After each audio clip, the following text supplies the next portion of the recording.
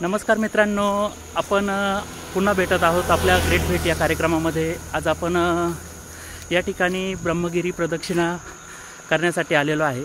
आज तसं बघितलं तर श्रावण महिन्यातला हा शेवटचा सोमवार आणि या सोमवारी ब्रह्मगिरी प्रदक्षिणा करत असताना आपल्याला महाराज भेटले आहेत।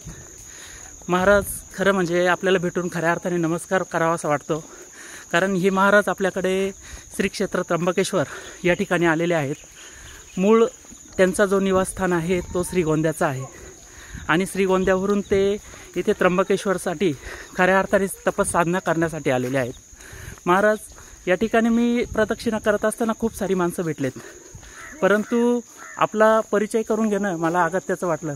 आपलं नाव काय महाराज? युवराज। आणि महाराज, आपण ही प्रदक्षिणा करत असताना आपला हा कितवा श्रावणी सोमवार किंवा कितवी प्रदक्षिणा आहे? 1076 प्रदक्षिणा। 1076? अरे बापरे, आपण कल्पनाही करू शकत नाही। 1076 म्हणजे ही खूप मोठी गोष्ट झाली।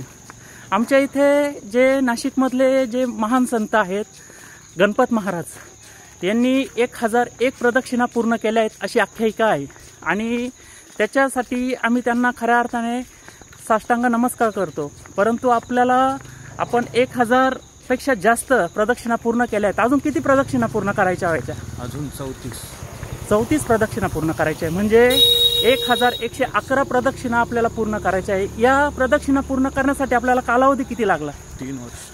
3 वर्ष खऱ्या अर्थाने नमस्कार केला पाहिजे मित्रांनो।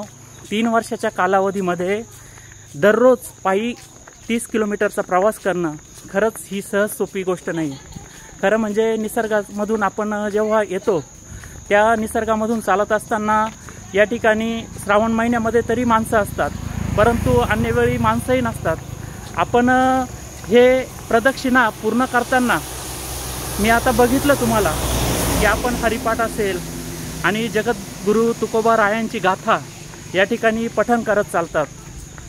आपल्याला कसा अनुभव आला महाराज? थोडंसं म्हणजे देवाची कृपा होती, जीवनामध्ये आचरण घडतं, एक जीवनाला एक पाहिजे तो मार्ग मिळतो। खऱ्या अर्थाने तपश्चर्या करणारी माणसं ही मी आजपर्यंत ऐकली होती, परंतु हे जीवन आपण एवढ्या तरुणपणात जगत आहात, खऱ्या अर्थाने अभिमान आहे। ओम नमः शिवाय। ओम नमः शिवाय।